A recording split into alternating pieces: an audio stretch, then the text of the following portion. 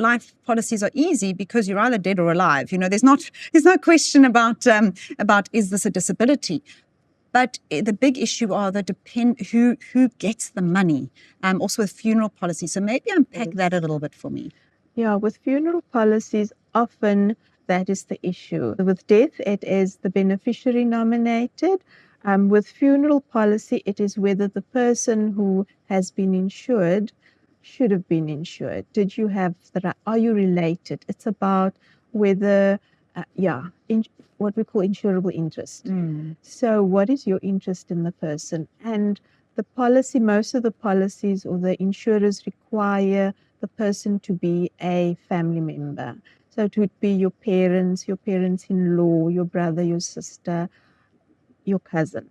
That's how your uncles as well. But if it gets to extended family, cousins, your distant cousin, or an aunt that you call mom, or the issue of culture also comes into it. Perhaps raising a child that you then take on as your own, but it's not legally adopted. It's not your child. So there isn't, you cannot insure the person. So in those instances, the policy won't pay out. Perhaps I can also just add that fraud is quite rife in the funeral business. So insurers are careful.